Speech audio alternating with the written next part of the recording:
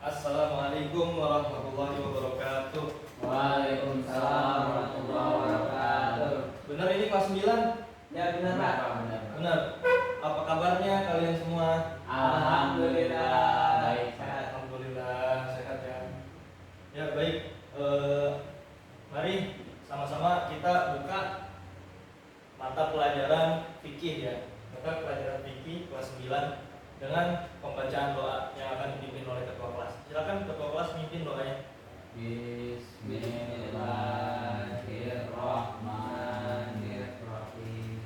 Rabbi zidni ilman warzuqni fahman birahmatika ya arhamar rahimin. Alhamdulillah. Ya, kemarin kita telah membahas materi zakat ya. Materi zakat yang dilaksanakan di bulan Ramadan. Apa saja zakat, pembagian zakat itu ada berapa? Zakat itu ada berapa? Ada dua. Ada dua. Yang pertama zakat Fitrah. yang kedua zakat Zakat mal. zakat mal ya. Kalau zakat fitrah itu dilaksanakan di bulan suci Ramadan. Kalau misalkan zakat mal itu dilaksanakannya setiap satu haul apabila kita memiliki rezeki.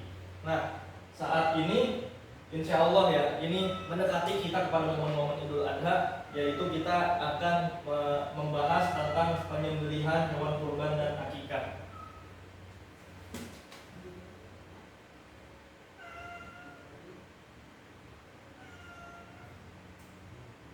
Nah, untuk apa kita mempelajari tentang penyembelihan hewan kurban dan akikoh?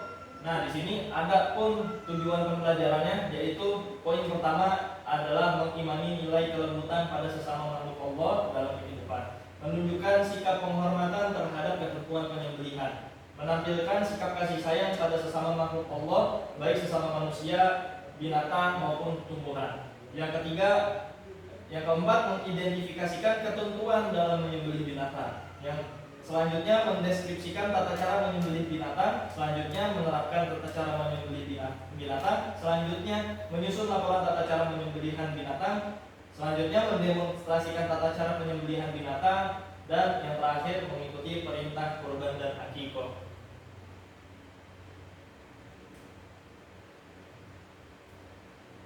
Ya, di sini ada pengertian penyembelihan. Ya, di sini sembelihan dalam bahasa Arab disebut az-zakah, yang berarti baik dan suci.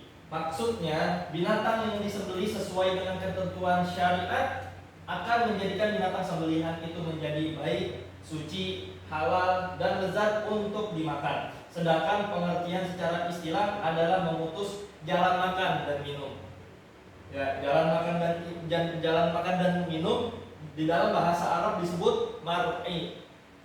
Nah, saluran pernafasan di dalam bahasa Arab, di dalam ilmu penyembelihan disebut hulqum. Dan urat nadi pada leher binatang yang disembelih dengan pisau. Nah, urat nadi pada makhluk hidup ya, khususnya yang biasa kita sembelih pada hari raya Idul Adha seperti kambing atau sapi, itu dia mempunyai urat nadi pada leher. Itu ada dua yang disebut dalam bahasa Arab, yaitu wajdain ya, dua urat nadi, dua saluran darah. Nah, di dalam ilmu penyembelihan hewan kurban itu ada dua urat yang wajib putus, yaitu tadi jalan makan dan minum yang disebut dengan mar'i, dan pernafasan ya, pernafasan disebut dengan hulqum. Dan dua urat nadi pada leher binatang itu sunnah. Apabila tidak putus maka itu tidak apa-apa. Tapi kalau misalkan salah satu di antara mar'i dan hulqum itu tidak putus, maka dia haram dimakan ya. Dia disebut bangkai. Kalau misalkan dua ini tidak putus. Selanjutnya, dasar hukum penyembelihan di Al-Qur'an. Nah, itu ada di Al-Qur'an surat Al-Maidah ya. Surat Al-Maidah, hurrimat alaikumul maitatu waddamu walahmun khinzir wa ma uhilla li ghairillah. Yang artinya diharapkan bagimu memakan bangkai dan darah atau daging babi yang disembeli ya, dan daging hewan yang disembeli atas nama selain Allah Subhanahu wa taala. Jadi kalau kita memakan hewan, kita menyembelihnya itu harus menggunakan nama Allah. Allah. Pak Andi, Pak. Ya, baik. Andi, Pak. Andi, Itu Pak. ayo masuk, silakan. Apa telat, Pak? Kamu kenapa telat? Hujanan, Pak. Saya mau Hujanan. ya. Masa ini bisa Ya, ya? silakan duduk Andi. Rapihin bajunya Andi. Iya. Masukin bajunya. Ya, selanjutnya yang tercekik, yang terpukul, yang terjatuh, yang ditanduk, dan yang diterkam binatang buas, kecuali yang sempat kamu menyembelihnya dan diharamkan bagimu yang disembelih untuk berhala. Jadi kalau misalkan kita menyembelih hewan kurban tidak menyebut nama Allah, terus abis itu kita tujukan untuk berhala-berhala, itu halal atau tidak? Haram. Haram. Kenapa haram? Disembelih selain nama Allah. Disembelih selain nama Allah. Dan di Al-Quran juga pun diperintahkan sembelihlah atas nama Allah Subhanahu wa taala. Nah, di sini ada rukun dan syarat penyembelihan. Rukun yang termasuk rukun di dalam penyembelihan orang yang menyembelih hewan kurban, yaitu yang pertama ada orang yang menyembelih. Kalau misalkan tidak termasuk, kalau misalkan rukun penyembelihan hewan kurban itu tidak ada orang yang menyembelih, itu hewan kapan matinya. Ya. Yang kedua, yang paling utama itu ada hewan yang disembelih. Ya, kalau misalkan ada orangnya, terus habis itu kagak ada hewannya, ente mau makan apaan? Ya, ente mau makan apaan? Ente mau nyembelih siapa? Yang ketiga ada niat penyembelihannya. Niat penyembelihan seperti kalau misalkan kita belajar di kalau misalkan kita belajar di majelis-majelis taklim, kita belajar di pengajian, ya niat penyembelihan Allahumma hadihi minka wa ilaika fataqabbal min. Nah, sebutkan nama yang berkurban. Yang terakhir ada alat untuk menyembelih. Nah, di sini dalam kurung ya. Di sini dalam kurung alat untuk menyembelih itu harus yang tajam seperti pisau. Itu tidak boleh menyembelih dengan menggunakan tulang atau buku walaupun tajam. Itu harus dengan pisau yang tajam. Karena sabda Nabi Muhammad SAW, sebaik-baiknya menyembelih, setajam-tajamnya alat untuk menyembelihan, setajam-tajamnya pisau. Nah, di sini ada syarat untuk penyembelihan hewan kurban dan akikah. Ya, yang pertama, orang yang menyembelih itu muslim atau ahli kitab. Yang kedua, berakal sehat. Yang ketiga, binatang yang akan disembelih masih dalam keadaan hidup dan halal, baik dari segi zatnya maupun cara memperolehnya. Nah, kalau misalkan kita menyembelih hewan yang sakratul maut, terus habis itu dia keburu mati, kita sembelih, itu halal atau haram dagingnya? Haram. Kenapa haram? Buru mati. Ya, karena di sini poinnya ada binatang yang akan disembelih itu masih dalam keadaan hidup. Nah, selanjutnya niat menyembelih karena Allah Subhanahu wa taala dan menyebut nama Allah Subhanahu wa taala saat melakukan penyembelihan. Ya, itu tadi kalau misalkan kita menyembelih tidak menyebut nama Allah Subhanahu wa taala, maka sembelihannya itu haram, sembelihannya itu tidak sah, dan haram kita melakukan penyembelihan itu dan haram pula kita memakannya. Dan yang poin yang terakhir adalah alat penyembelihan itu harus tajam. Baik. Selanjutnya, nah di sini ada hal-hal yang disunahkan di dalam menyembelih ya, menyembelih hewan kurban atau akikah. Yang pertama, poin yang pertama adalah binatang itu dihadapkan ke arah kiblat. Ya, dengan posisi lambung di bawah. Dia tiduran sebelah kiri dan menghadap kiblat. Lehernya menghadap ke kiblat. Nah, yang kedua itu menyembelih pada bagian pangkal leher hewan, terutama apabila binatangnya berleher panjang. Hal itu dimaksudkan agar pisau tidak mudah bergeser dan urat-urat leher serta kerongkongan cepat terputus. Nah, jadi kalau misalkan kita menyembelih hewan-hewan yang punya leher panjang seperti apa? Unta.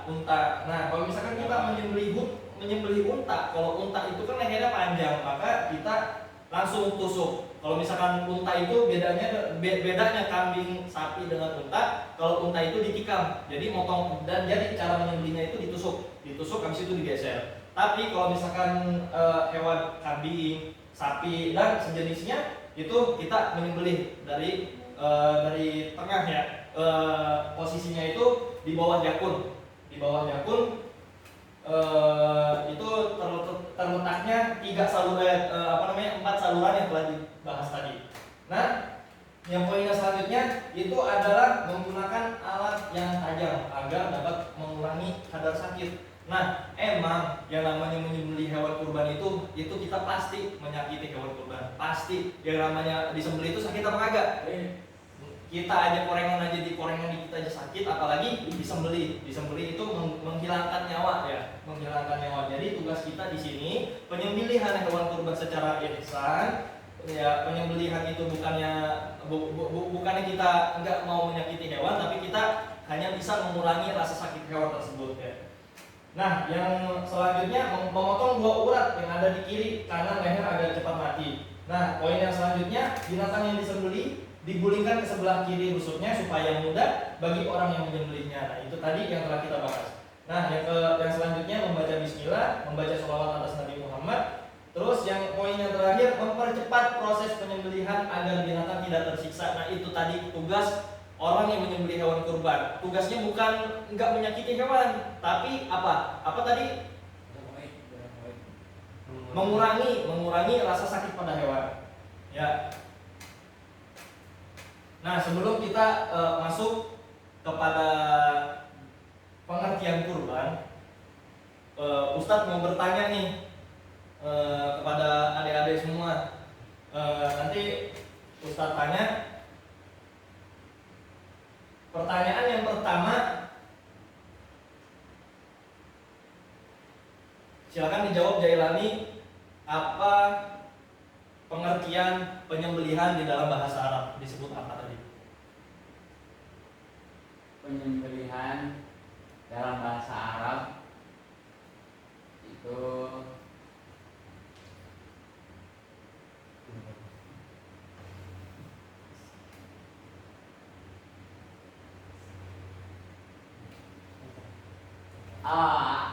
az-zakah. Ya, Ya, az-zakah itu adalah penyembelihan.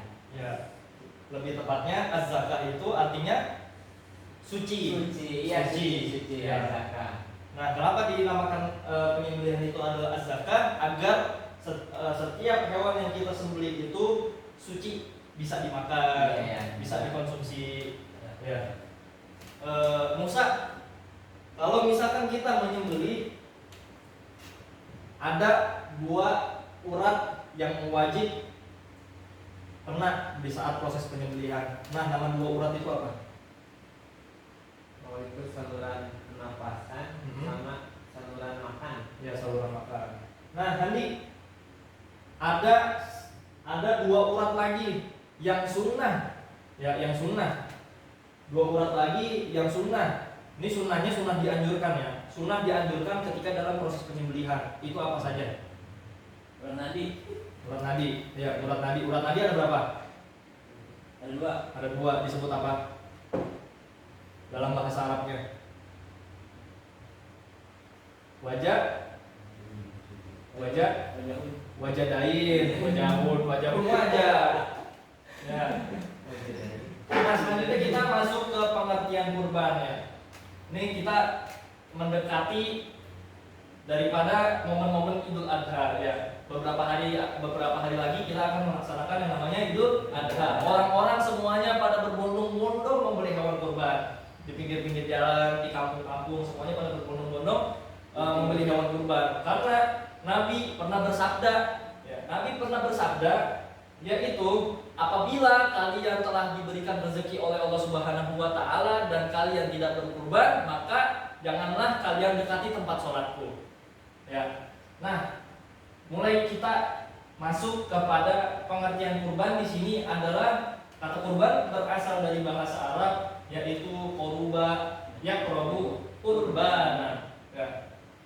Yaitu berarti dekat. Dekat di sini mengandung makna mendekatkan diri kepada Allah Subhanahu wa taala. Nah, secara istilah kurban adalah mendekatkan diri dan mensyukuri nikmat Allah Subhanahu wa taala dengan cara menyembelih hewan ternak yang memenuhi syarat dan dilakukan setelah sholat hari raya Idul Adha atau pada hari tasyrik. Nah, hari tasyrik itu tanggal berapa? Tanggal 11, tanggal 12, dan tanggal 13 Dzulhijjah. Apakah kita kalau misalkan melaksanakan kurban itu bisa di tanggal selain hari H Idul Adha sampai tanggal 13 Dzulhijjah? Misalkan kita baru ada rezeki tanggal 14 Dzulhijjah, terus habis itu kita membeli hewan, kita menyembelih, apakah itu dikatakan kurban? Enggak. Ya, itu tidak dikatakan kurban karena sudah keluar daripada waktu Idul Adha dan hari-hari tasyrik. Nah, selanjutnya kita masuk kepada hukum dan dalil kurban. Nah, melaksanakan kurban itu hukumnya sunnah muakkad. Nah, sunnah muakkad ini artinya sunnah yang sangat dianjurkan. Nabi bersabda yang tadi sudah Ustadz bahas. Nabi bersabda, barang siapa yang mampu membeli, yang punya rezeki, yang mampu berkurban tapi dia tidak membeli hewan kurban, maka janganlah dia dekati tempat sholatku. Nah, di sini melaksanakan kurban hukumnya sunnah muakkad. Sunnah muakkad adalah sunnah yang dianjurkan. Nah, setiap muslim yang memiliki kemampuan dan mukallaf, sehat akalnya dan dewasa, perintah melaksanakan kurban didasarkan pada Al-Quran surat Al-Kautsar ayat 1 sampai 3. Bismillahirrahmanirrahim. Inna a'tainakal kautsar fasholli li rabbika wanhar inna syani'aka huwal abtar. Silakan Andi baca artinya. Mau kacamata Pak? Nggak mau kacamata? Silakan Musa. Artinya sesungguhnya kami telah memberimu nikmat yang banyak, maka laksanakanlah sholat karena Tuhanmu dan berkurbanlah. Sesungguhnya orang yang membencimu dialah yang terputus dari rahmat Allah. Ya. Jadi jelas di sini melaksanakan kurban. Dalilnya jelas di sini ada di surat Al-Kautsar. Lebih tepatnya lagi di ayat 2, maka laksanakanlah sholat karena Tuhanmu dan berkurbanlah. Nah, selanjutnya Ustadz akan menjelaskan tentang sejarah singkat perintah kurban. Nah, kurban itu berasal dari mana sih? Nah, perintah kurban itu berawal dari perintah Allah Subhanahu wa taala kepada Nabi Ibrahim alaihissalam. Itu didapati perintah tersebut melalui mimpi dari Allah Subhanahu wa taala yang didatangkan kepada Nabi Ibrahim alaihissalam. Nah, Nabi Ibrahim alaihissalam mempunyai istri berapa? Musa? Dua. Yang pertama siapa? Siti Sarah. Ya, yang kedua? Siti Hajar. Nah, apakah anak pertama yang dikaruniai oleh Nabi Ibrahim alaihissalam siapa? Dari istri yang kedua Pak. Dari istri yang kedua. Ya, yang bernama siapa? Nabi Ismail. Nabi Ismail. Nah, itu Nabi Ibrahim itu sangat menanti-nantikan, bertahun-tahun beliau itu menunggu gitu keturunan dari Allah Subhanahu wa taala. Ya, sampai doa Nabi Ibrahim ketika menunggu anaknya, Robbi habli minas sholihin. Ya Allah, berikanlah aku keturunan yang soleh. Dan akhirnya pun lahirnya Nabi Ismail alaihissalam. Nah, singkat cerita ketika Nabi Ismail kalau nggak salah berusia 18 tahun apa 19 tahun ya, sedang si Handi lagi asik-asiknya main bola, sedang si Handi lagi asik-asiknya main ML. Nah, itu di usia segitu Nabi Ismail itu diperintahkan gitu ya, didapat cerita dari abahnya, dari Nabi Ibrahim, bahwasanya Nabi Ibrahim itu mendapatkan mimpi di dalam mimpinya, yaitu Allah memerintahkan untuk menyembelih anaknya Nabi Ismail. Nah, Nabi Ismail itu pun tidak diragu-ragukan, emang Nabi Ismail itu termasuk anak-anak yang benar-benar soleh, yang berbakti kepada orang tuanya, maka Nabi Ismail pun mengiyakan. Ya, apa jawaban Nabi Ismail setelah mendengar cerita itu? Langsung meminta agar sang ayah melaksanakan mimpi, gitu, mewujudkan mimpi tersebut. Kalau misalkan emang mimpi itu benar-benar datangnya dari Allah Subhanahu wa taala. Coba Andi, kalau misalkan abah ente dapat mimpi, Ente usia berapa sekarang? 17. Ya 17. Nanti usia 17, abah ente dapat mimpi menyembelih ente. Iya. Mimpi menyembelih ente, terus ente gimana? Kabur. Ente iya, tapi ente kabur. Aku nggak. Lah iya takut. Nah itulah bukti ya. Apa namanya, tidak ada yang bisa menyaingi berbaktinya kepada orang tua Nabi Ismail ya. Nah, di sini selanjutnya ada pemanfaatan daging hewan kurban. Ya, yashhadu manafi'a lahum wa yadhkuru smallahi fi ayyamin ma'lumat ala ma razaqahum min bahimatil an'am fakulu minha wa atimul ba'isal fakir. Artinya agar mereka menyaksikan berbagai manfaat untuk mereka dan agar mereka menyebut nama Allah dan pada beberapa hari yang telah ditentukan atas rezeki yang diberikan kepada mereka berupa hewan ternak. Kalau misalkan kita nggak punya hewan ternak, kita punya duitnya kita apa ya? Beli. Pakai buat beli, jangan pakai buat top up ya Andi. Ya, Jangan Andi. pakai buat top up. Kalau ente punya duit 3 juta, pakai itu buat beli kambing. Jangan dipakai buat top up, beli akun ML yang baru. Ya. Nah, makanlah sebagian darinya dan sebagian lagi berikanlah untuk dimakan orang-orang yang sengsara dan fakir. Nah, untuk pembagian pemanfaatan daging kurban itu diambil daripada 3/3 bagian. Sepertiganya untuk sohibul kurban, misalkan Musa yang berkurban, sepertiganya untuk Musa sebagai sohibul kurban, sepertiganya lagi untuk fakir miskin, dan 1/3-nya lagi untuk muslimin wal muslimat. Ya.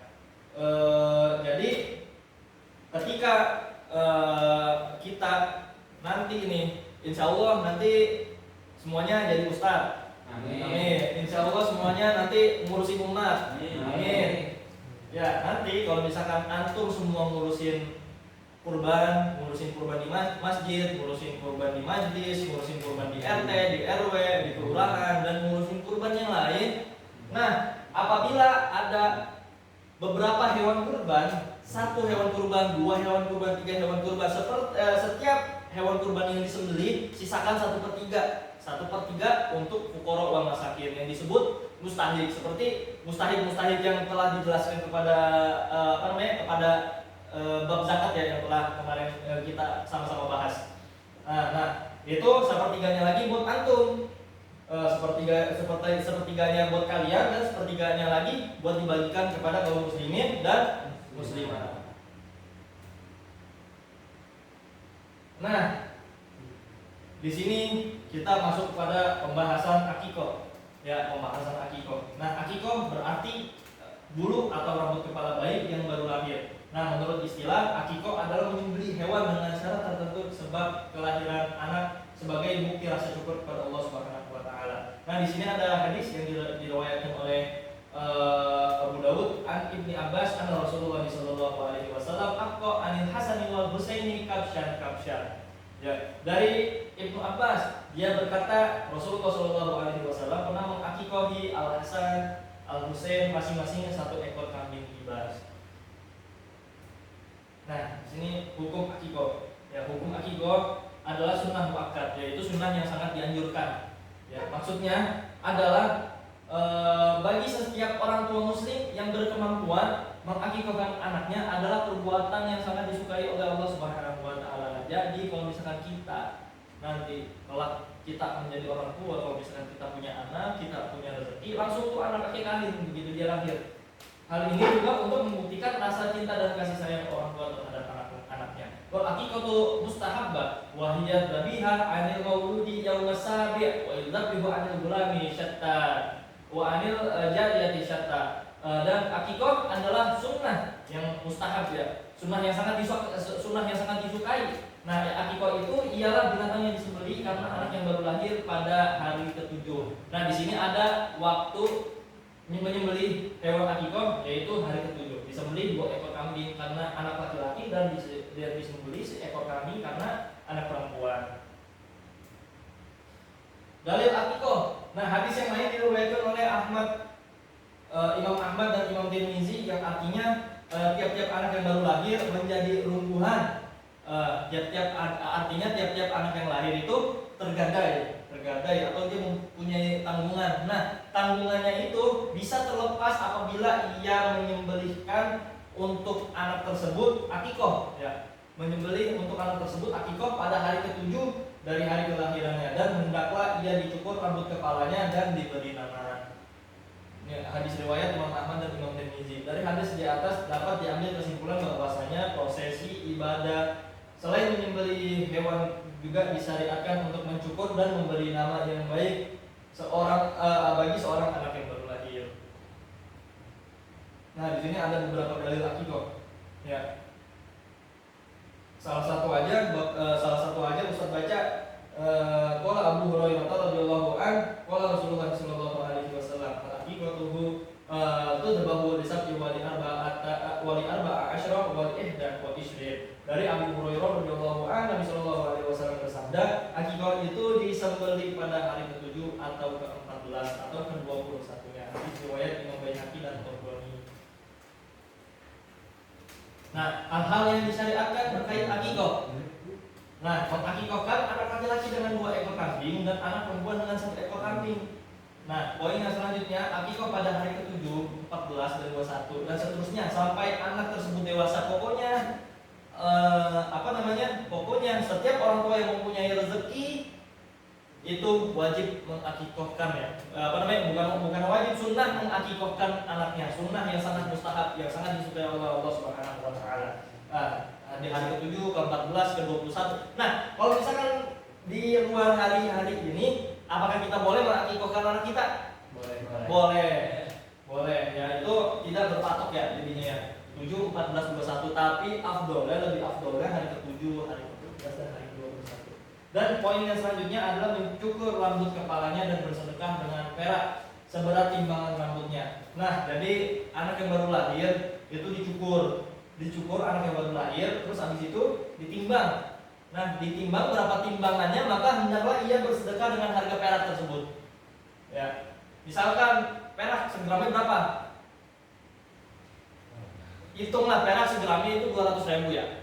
Perak segramnya 200.000. Handi baru lahir, rambutnya Handi dicukur, ditimbang dapat 2 gram, maka dia disunahkan untuk bersedekah sebesar 400.000. Nah, yang selanjutnya memberi nama yang baik, bagus dan indah pada anak.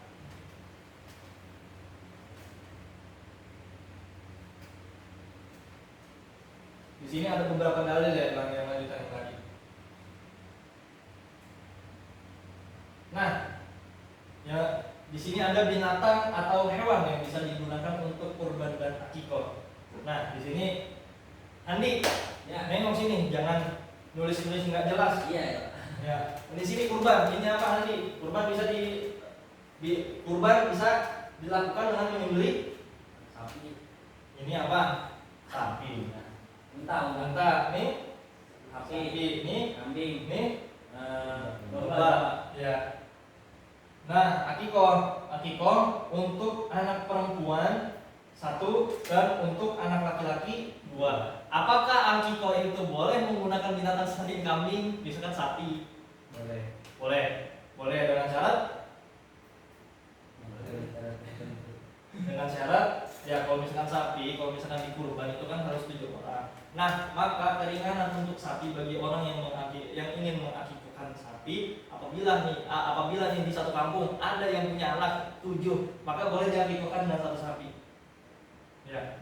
Kalau misalkan ada onta juga boleh diakikahkan nama onta, tapi lebih disunahkannya kambing. Ya, lebih disunahkannya itu kambing atau gibas. Ya, gibas itu paling disunahkan. Ini namanya gibas. Domba itu disunahkan.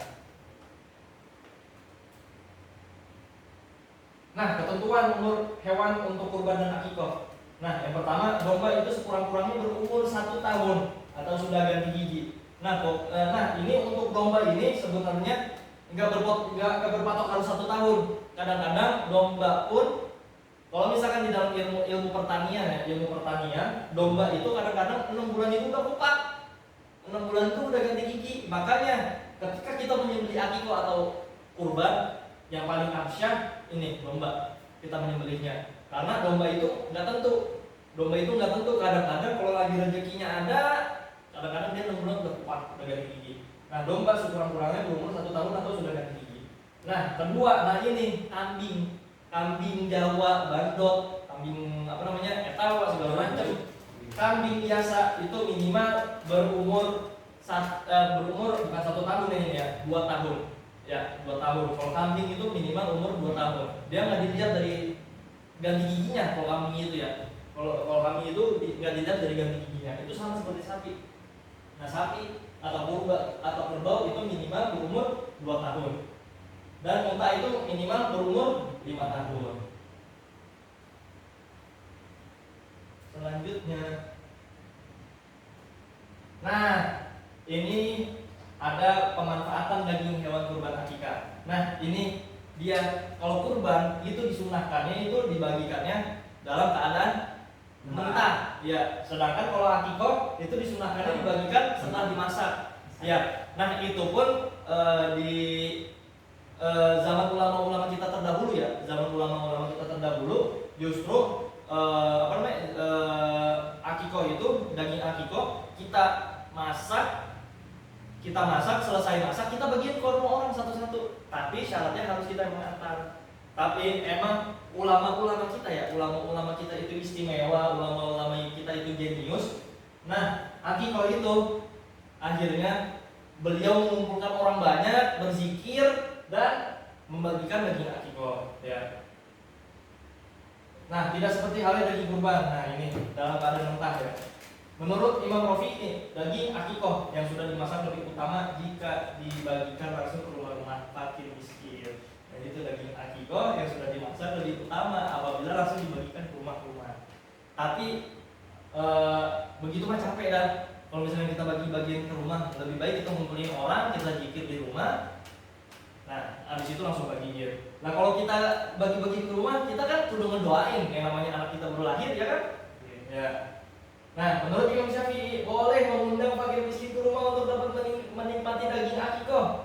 Nah, atau langsung ke rumah-rumah fakir miskin agar dapat dinikmati oleh seluruh anggota keluarga. Nilai lebih ketika menghadirkan orang dalam acara walimah akikoh ya, adalah mendapatkan pahala silaturahmi dan mendapatkan doa-doa khusus untuk bayi ketika bayi dihadapkan dan dimintakan kepada orang-orang yang hadir.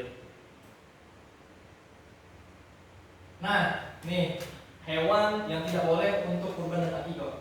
Hewan yang tidak boleh untuk kurban dan akikoh, Rasulullah bersabda, 4 macam binatang yang tidak sah dijadikan kurban dan akikoh. Binatang yang rusak matanya, jelas kerusakannya. Binatang yang sakit dan jelas sakitnya. Binatang yang pincang kakinya dan jelas pincangnya. Binatang yang kurus hingga tak berdaging. Nah, waktu pelaksanaan kurban dan akikoh tadi udah kita jelasin ya, udah sama-sama kita bahas. Kurban itu tanggal 10 Zulhijjah sampai 13 Zulhijjah, akikoh itu di hari ke-7, hari ke-14, hari ke-21 dan seterusnya. Nah, di sini kita dapat mengambil hikmah daripada ibadah kurban dan akikoh. Yaitu kita bisa mendekatkan diri kepada Allah Subhanahu wa taala dalam ibadah kurban, dapat mengungkapkan bentuk rasa syukur kepada Allah, menjalinkan hubungan kasih sayang sesama muslim, ikut meningkatkan gizi masyarakat. Nah, itu yang paling penting, kita makan. Nah, di sini akikoh, ungkapan rasa syukur kepada Allah Subhanahu wa taala atas karunia-Nya, terjalinnya hubungan batin antara ibu dan anak, terjalinnya hubungan baik dengan tetangga dan fakir miskin, saling mendoakan antar sesama. Nah, di sini ada doa-doanya nih, doa menyembelih hewan. Ya, doa menyembelih hewan kurban, milik sendiri. Bismillahi, Allahu Akbar, Allahumma hadza minka walaka hadza anni. Yaitu artinya dengan nama Allah yang Maha Besar, ya Allah ini darimu dan untukmu ini kurban dariku. Nah, doa menyembelih hewan kurban milik orang lain. Bismillahi, Allahu Akbar, Allahumma hadza minka walaka hadza an fulan. Allahumma taqabbal min fulan wa ali fulan. Dengan nama Allah yang Maha Besar, Allah ini darimu dan untukmu ini kurban dari si fulan, ya Allah terima kurban dari fulan dan keluarga fulan. Nah, dari semua pemaparan yang telah kita bahas sama-sama, apakah di antara kalian ada yang ingin bertanya?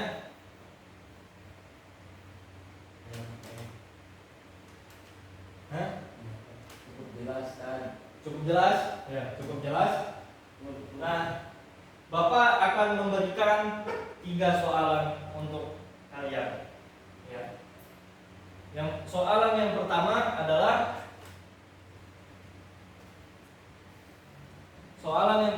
adalah coba dijawab Jailani. Akikoh dilaksanakannya pada waktu kapan?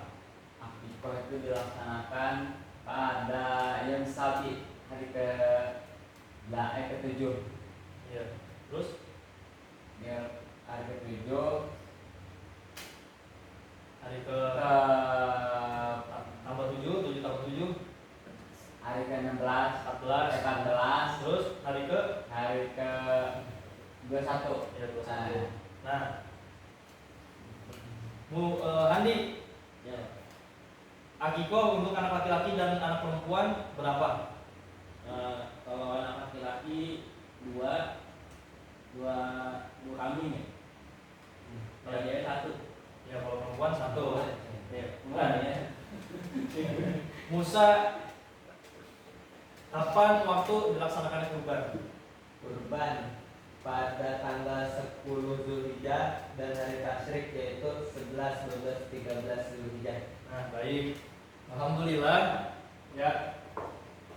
Kita telah sama-sama membahas ketentuan pengertian kurban dan akikoh. Nah, dari pembahasan kita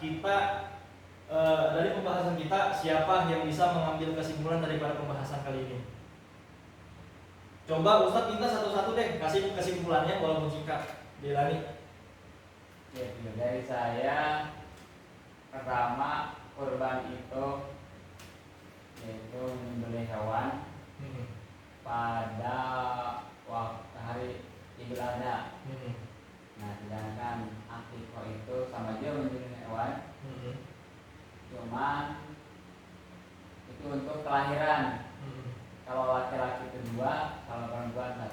Ya, gitu. Andi, Sama. jangan sama, harus memberikan pendapat yang berbeda karena tadi kita yang memaparkan itu banyak. Sama-sama dari sembelih. Sama-sama disembelih. Iya. Kurban dan akikah itu sama-sama disembelih tapi waktunya berbeda. Nah, dan momennya berbeda. Kalau kurban itu momennya pas momen haji. Iya. Tapi kalau akikah momennya pas kelahiran pas 7 atau 7 kelahirannya si bayi. Iya. Musa, Kurban itu untuk mendekatkan diri kepada Allah serta sebagai rasa syukur kita kepada Allah atas apa yang Allah berikan rezeki. Dan kalau akikah itu untuk mendekatkan diri kepada Allah serta untuk menjalin silaturahmi dan hubungan antara ibu dan anak. Iya. Nah, alhamdulillah semuanya udah pada paham ya. Alhamdulillah semuanya udah pada paham, sudah bisa mengambil kesimpulan yang materi untuk kita bahas. Nah, selanjutnya sebelum kita tutup, Bapak mau absen ya? Ya. Karena tadi pertama Bapak kelupaan mau absen. Ya. Handi, Iya, Pak. Musa, Arya, Izin, Pak. izin kenapa dia? Gak berak nih. Tapi udah menghubungi ketua kelas. Udah menghubungi ketua kelas. Sudah sih tadi Udah. berkabar. Jelani, Hadir, Pak. Irfan mana Irfan? Biasanya dia datang rajin banget Irfan. Sama Fandi. Sakit dia. Ya. Oh ya udah. Mudah-mudahan yang sakit cepat diangkat penyakitnya oleh Allah. Amin. Amin ya rabbal alamin. Kita tutup pembelajaran pada hari ini dengan membaca hamdalah dan doa kafaratul majlis. Alhamdulillahirabbil alamin. Subhanakallahumma wa bihamdika asyhadu an la ilaha illa anta astaghfiruka